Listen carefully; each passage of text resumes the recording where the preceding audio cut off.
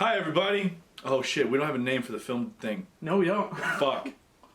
Stop recording. Hi, everybody. Welcome to the Basement Buffs. That's the film sector thing of our channel From the Cellar, because we produce out of a basement and we're movie buffs.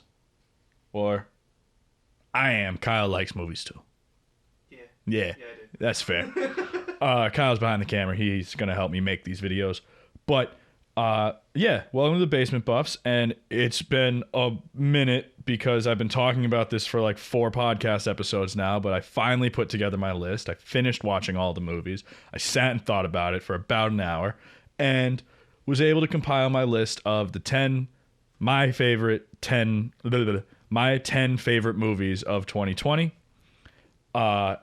It's not in a particular order, except for number 1. Number 1 is my favorite movie of the year. All the other ones are very interchangeable.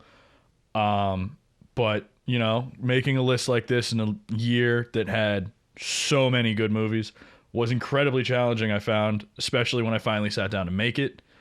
So before I get into the list, I'm going to go through the honorable mentions that I have, and these are in no particular order. My first honorable mention is Bad Education, directed by Corey Finley, starring Hugh Jackman. It was an HBO movie that tells the story of the largest public school embezzlement scandal in American history.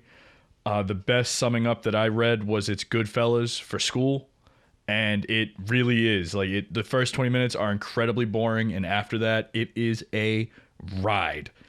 Hugh Jackman acts his ass off, and it is a bummer to see him get no award recognition this season. I don't know if it's because they didn't campaign it. I don't know. But that's my first honorable mention. The movie's great. You should check it out. My next honorable mention is Ma Rainey's Black Bottom, directed by George C. Wolfe, starring Viola Davis, Chadwick Boseman. It itself, not a great movie, but the performances in this movie are immaculate. Viola Davis kills it, and Chadwick Boseman deserves every award that he will most likely win this award season. He was amazing. Next honorable mention I have is The Vast of Night. It's a small sci-fi movie that's on Amazon Prime. It's directed by Andrew Patterson. I believe it's his directorial debut. It is a small sci-fi flick that takes place in the 50s. The writing is smart. It's witty. It's fast-paced. It's basically the best episode of Twilight Zone that you'll ever see. It's fantastic. After that is the comedy hit Palm Springs, starring Andy Samberg and Kristen Milioti. Very funny movie on Hulu. It's basically Groundhog Day, but modern and really funny. Andy Samberg is great. He just got nominated for a Golden Globe. I hope he wins it. He brought it. He was great. The movie's fantastic. Very rewatchable. Next, I've got The Trial of the Chicago 7. Nothing bad about the movie. I just didn't love it. Directed by Aaron Sorkin. Written by Aaron Sorkin. The writing is tight. The direction is fine. Sacha Baron Cohen is the standout of the cast. Eddie Redmayne's in it. I'm convinced that I just don't like him. I didn't think he was great in this movie. I don't think he's great in anything. He wasn't very likable in this movie either, and for a portion of it, he's our protagonist, so it's hard to like that. But the movie itself, very good. Sacha Baron Cohen's amazing, and the courtroom scenes are fucking fantastic. After that, I have One Night in Miami, the amazing directorial debut from Regina King about the fictionalized night where Malcolm X, Sam Cooke, Jim Brown, and Muhammad Ali all sat down and talked about their role in the civil rights movement. The scenes are fantastic. The dialogue is written immaculately, and the entire cast is fantastic. Nobody stands out, but in the way that everybody's doing fantastic, that is hard to pick who's the standout. It's a great movie. Everyone should check it out. Next in honorable mentions is the movie Kajillionaire. I don't really know how to describe it. It's a comedy, a drama, a romance, a heist movie. It's very quirky, directed by Miranda July, starring Evan Rachel Wood and Gina Rodriguez. It's good. It's very good. I just didn't connect with it. It didn't really resonate with me emotionally, and by the time it did, it was almost over. That isn't to say it's bad. I thought it was really well done. Some of the shots are some of the best I've seen all year. It just wasn't one of my favorites. Next up is Promising Young Woman, starring Carey Mulligan, directed by Emerald Fennell. This is probably one of the best revenge movies I've seen. The take on the revenge flick that this movie has is fantastic. It is one of the darkest and funniest movies of the year. When its tone changes, it does it really well. And when it's funny, it's very funny. Also, I think we need more Bo Burnham in movies, period. Even though in this movie his character isn't the best guy, Bo Burnham kills it. And Carey Mulligan is going for the Oscar. She was fantastic. Next is the documentary Dick Johnson is Dead on Netflix. If you haven't watched it, watch it. It is about a daughter who is helping her father prepare to die because he just found out he has Alzheimer's. And to do that, they stage a bunch of scenarios where he dies, ranging from an air conditioner unit falling on his head to natural causes. And they film them with actors and show them to him. And it's very weird. It's a drama. It's got funny bits. It's heartfelt. It was really good. It was weird though. It was hard to get into, but once you're into it, it is so good. It's very worth watching. It's on Netflix. Next is the David Fincher movie Mank, starring Gary Oldman on Netflix. Nothing bad to say about this movie particularly. The shots are beautiful. The black and white cinematography makes me wish that David Fincher made more black and white movies, or at least made black and white versions of his movies. I would watch a re-release of all of them in black and white. The cinematography was crisp. Gary Oldman does great. And the standout by far was Amanda Seyfried, who killed it, and she just recently got nominated for a Golden Globe. I hope she wins. And my last honorable mention for the year 2020 is the A24 film First Cow, directed by Kelly Reichardt. It's a beautiful movie. The shots are gorgeous. Everybody in it does well. It was just a little too slow and mundane for me. Nothing about it really clicked. I was going into this with really high expectations, and I think because of that, I was sort of just let down. I'm sure in time it will grow on me, but right now it just isn't my favorite movie of the year. It isn't one of my 10 favorite movies of the year, but it is worth watching. It is a really good movie. And without further ado, my 10 best movies of the year. At number 10 is Da 5 Bloods, directed by Spike Lee, starring Delroy Lindo, Jonathan Majors, Clark Peters, Norm Lewis, and Isaiah Whitlock Jr. This movie, not knowing what to expect going into it, blew my mind. It had moments of really great action. It had moments of amazing dialogue. Delroy Lindo has some of the best acting I've seen this year. I hope he gets an Oscar nomination. The cinematography is gorgeous, and the story resonates. There's some very emotional scenes that I think everyone can click with. Chadwick Boseman is great in it as well. Everybody in this movie brought it. Spike Lee killed it as a director in this movie, and it was a really well done movie. I really thought it was great. I think it deserves more attention going into award season, because this was a summer movie. It came out in June, and with movies like this, when they're really well done and they're really well made and they deserve award recognition, but they come out in the summer, they sort of fade under the radar as more award season movies come out.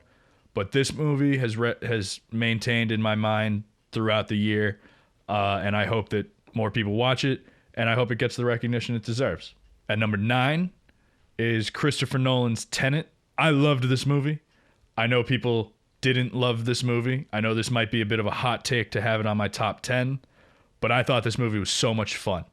I did go to see it when it was out in theaters, and that was stupid. But when I went to see it, I had an entire IMAX theater to myself, and that was amazing.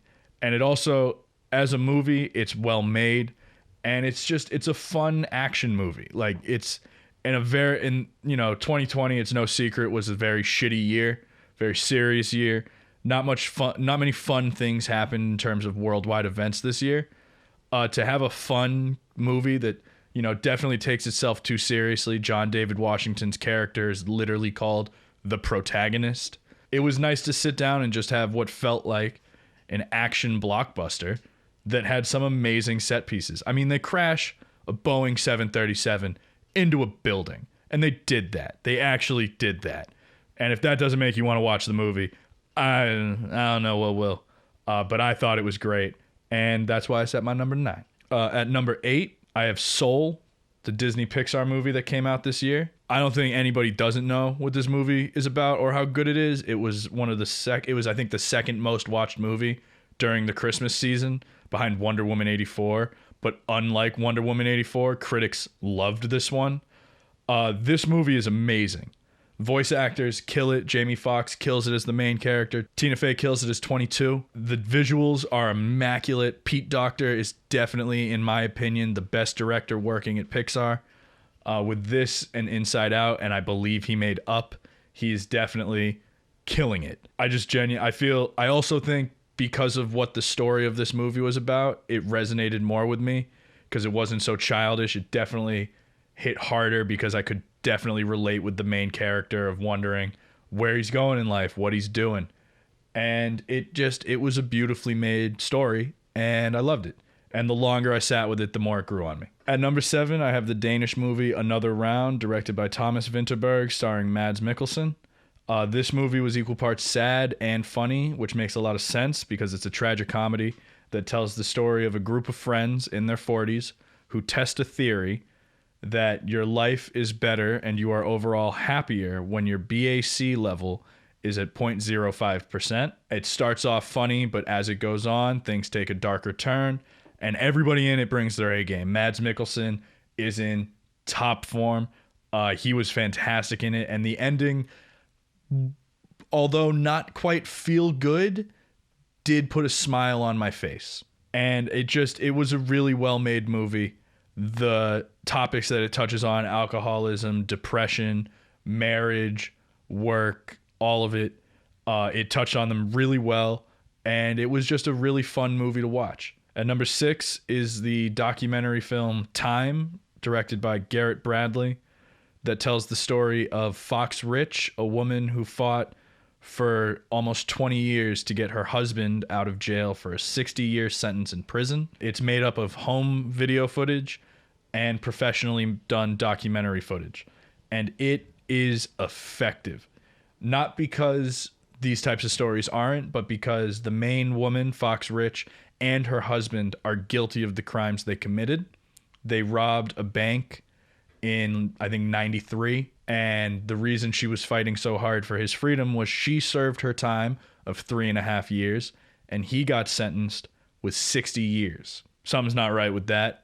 Doesn't take a genius to figure out what. She got 3.5. He did the same crime. He got 60. She then spent 20 years fighting for his freedom, and just the story, the way that it's done, the home video footage connected with the footage from today is very affecting. And the ending is so good. It's equal part heartwarming and heartbreaking because right before it's heartwarming, you see the effect that this journey has had on the woman. You feel for her on another level. It's amazing. It's on Amazon Prime. Everyone should go watch it. It is by far the best documentary, in my opinion, of this year. At number 5, I have The 40-Year-Old Version, a Netflix exclusive, written, directed, and starring Rada Blank. This movie is great. The cinematography is beautiful. The overall story is very well done. It is very smartly written. And there are scenes that are hilarious, but in a very cringeworthy way. It tells the story of a New York City playwright who is really struggling to get a breakthrough. And she's been writing plays since she was in college, and now she's almost 40, and she just hasn't gotten in. She can't break through. None of her productions take off. None of them really work. And so she decides maybe it's time to take a turn in her creative field, and she decides to try underground New York City rap a chance, to varying degrees of success, but some of the scenes are so funny in their cringiness. At one point, she gets high with a bunch of guys, hasn't smoked in a long time, and then goes on stage to perform, forgets all of the lines, and just nods to the beat saying yo for about 5 minutes. And it is hilarious. I can't recommend this movie enough. I think it's great. I hope it doesn't slide under awards radars. Everybody in it was great. Rada Blank kills it, and I hope to see so much more from her. Next up, at number 4, is a tie It's the only tie on my list. I don't like giving ties out. I only have two myself. I like both these movies, and they both fall into the same category, and they're both great. And so at number 4 is Possessor, and I'm Thinking of Ending Things. Possessor, directed by Brandon Cronenberg, is a action, sci-fi, thriller, horror, which sounds like a lot of genres because it is. And it's about an assassin who, the way the assassins kill their target is they're implanted in another person's consciousness, and they kill the target through that person. It sounds complicated. It is complicated. But the movie plays out in a way that's very easy to follow, because once the main character is implanted in this person's head, there's an issue, and the person's subconscious starts to fight back, and she loses control of who she's controlling. And it's basically like if Charlie Kaufman made an action thriller horror, which is why it's tied with I'm Thinking of Ending Things. I'm Thinking of Ending Things, directed by Charlie Kaufman, is a drama, horror, thriller, Netflix exclusive that is so weird. It's surreal. It's equal parts understandable and not understandable. The ending had me confused for like a week. I rewatched it. I'm still confused. I don't quite understand it all, but I don't feel I have to. Everybody in the movie kills it. It stars Jesse Plemons and Jessie Buckley as two people in a relationship, and the woman is thinking of ending the relationship. That's where the title comes from. And after a trip to her boyfriend's parents' house, things get really weird. And not like a little weird, indescribably weird. I don't fully understand this movie, but it was effective. The cinematography is amazing. Charlie Kaufman, if you've seen any of his other works like Being John Malkovich, Eternal Sunshine of the Spotless Mind, Schenectady, New York, he wrote all of those. They're all beautiful movies, but also very surreal. And this one was just that. It was surreal, but in an amazing way.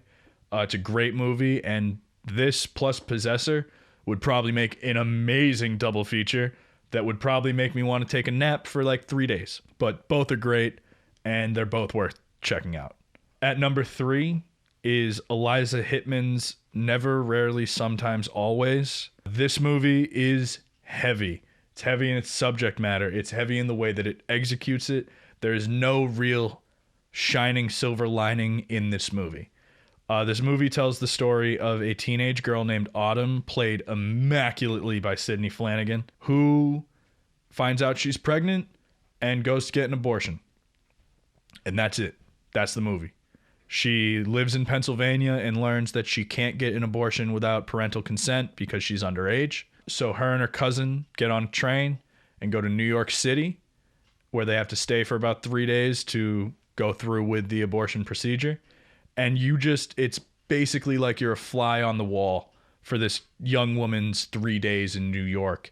Nothing super dramatic happens, but it doesn't necessarily have to. It grabs you from the start, and you just watch it play out. There's a scene halfway through that is heartbreaking in every sense of the word. This movie, I've only watched it once this year. I couldn't rewatch it for this list, but it stayed with me. It is beautiful. It is fantastically made. Everyone should watch it. It is really, really great, and I hope to God Sydney Flanagan wins awards. At number 2, I'm sort of cheating. It's not quite a tie, but it's like a tie. But it's my list, so fuck off. Number 2 is Small Axe, the collection of 5 films directed by Steve McQueen. I put these all together because they're all part of one collection. If you go on to Amazon Prime and look up Small Axe, you will get all 5 of these. All 5 of them are Mangrove, Lover's Rock, Red, White, and Blue, Alex Wheatle, and Education. And they're all fantastic. The weakest one is Education, but not by much. Mangrove is the longest, and it tells the story of a restaurant in London in the 70s, I think, that is sort of facing some police targeting and racial tensions ensue, and it's fantastic. The last half is a courtroom drama that is so great. It's well written. Steve McQueen is a master when it comes to cinematography and just movie making. All of these movies look beautiful. Red, White, and Blue tells the story of a cop who is trying to create change from the inside out, and that's why he joins the police force. He is so well played by John Boyega. Alex Wheatle is the true story of an author named Alex Wheatle who was somewhat part of the civil rights activism in London in the 80s, I think. Education tells a boy who struggles with his education in London in the 80s and is put, sort of wrongly put, in a school for mentally handicapped people, when in reality he just struggled with reading. And it deals with that because once he was put in, you can't really be taken out. And the highlight of this collection, by far, is the episode titled Lovers Rock. This movie is so good. It is like a summer day. The whole movie is a party. It's people that come to this party. They feel good. They dance to the music. Some people talk, some people don't. And you're just there at this party for about an hour and a half. It was so good. It puts you in a good mood. Put me in a good mood. It was well done, well made. Cinematography's great. It genuinely felt like being at a party, which I miss so much in 2020. It was definitely the best like feel-good movie of 2020, just because I don't think I realized how much I miss stuff like that. And then you watch just this happy movie about that, and you're just like, wow, that was really good to watch. But yeah, number 2 is Small Axe. Steve McQueen's a master. The fact that he pumped out 5 movies in a year is so impressive. And all 5 are great. So at number 1 is the Netflix exclusive directed by Steven Brill, starring Adam Sandler, Hubie Halloween. I'm kidding. At number 1 is The Sound of Metal, starring Riz Ahmed, directed by Darius Martyr. This movie is so good. I've watched it like 3 times since the first time I watched it. First time I watched it, I was so drawn into it. Riz Ahmed kills it. And if Chadwick Boseman wasn't as great as he was in Ma Rainey's Black Bottom, this award season would be his to take. Unfortunately, it won't be. But he was so good. He really brought his A game, and the movie itself is just so good. It tells the story of a drummer who is part of a heavy metal duo, and it's him and his girlfriend, and he goes deaf right at the beginning of the movie. He goes deaf, and it rocks his world. He's a former addict who has been with his girlfriend for about 4 years since they started the band. They're both clean together. And once he goes deaf, his life completely falls apart. He goes into free fall. He doesn't relapse. He doesn't go back to drugs, which I loved. I loved that this movie didn't take that route of, oh, he doesn't know what to do with his life. Well, he was an addict. He's probably going to relapse. But instead, he just struggles so hard to find his balance again. He joins a community of deaf people where he meets a guy named Joe, played by Paul Raci, who is so good in this movie. He also killed it, where he learns that it's okay. It's not something he has to fix. He just has to learn to live with it and adjust, and he does, and he seems to be doing better. And then he, starts acting like an addict. He sells all of his stuff, making impossible deals to get these cochlear implants so he can hear again, because he thinks he can fix this problem, not realizing that it isn't a problem that can be fixed. It's something he has to live with now. And he gets the implants, and he leaves the community in a very heartbreaking scene. And he goes and he finds his girlfriend again, and he realizes that he has learned to live with this. He's learned how to do this now. And he's also realized that him and his girlfriend maybe don't need each other anymore. And I loved that, because the end of the movie is that. It's that realization of he can live on his own. He doesn't need his girlfriend to live on his own, and they can't help each other anymore in life. So he goes off on his own, and he's finally at peace. And that ending was equal parts heartbreaking, but also just amazing. And yeah, this movie was immaculate. The cinematography was great. Everybody in it killed it. And I couldn't talk about this movie without at least mentioning the sound design of this movie brings you into the movie so well. Most of the movie you hear from Riz Ahmed's character's perspective. So when he goes deaf, things sound farther away. They sound as he's hearing them. He can't hear much. And he does the same shit that I would probably do if I went deaf. He stands in the shower. He can't hear the water. He tries to pop his ears. They're not popping. He's looking at all this stuff, feeling it. They're not making sounds. And as the audience, they're not making sounds for us either. It's not like we're watching him do stuff, having the realization that he's not hearing anything. He's doing stuff, he's not hearing anything, we're not hearing anything. And that design is incredible for the sound design. When he gets the cochlear implants, they play around with the sound design then too, and it's crazy. He can hear again, but the way that he hears is very distorted and like metallic in a way. And we hear that. We're not hearing people talking like I'm talking now. We're hearing the distorted sound that he's hearing. And it really just does a great job of pulling you into this movie and really feeling for this character as he has to learn to live with these things. And I thought this movie was great. I hope it gets nominated for Best Picture. I really, if it does, I wish it would win. But yeah, I thought this movie was fantastic, and I can't stop raving about it. I've told everyone about it multiple times. I made my dad watch it. I made my girlfriend watch it. I made my housemate watch it. It's a great movie, and that's why it's my number one.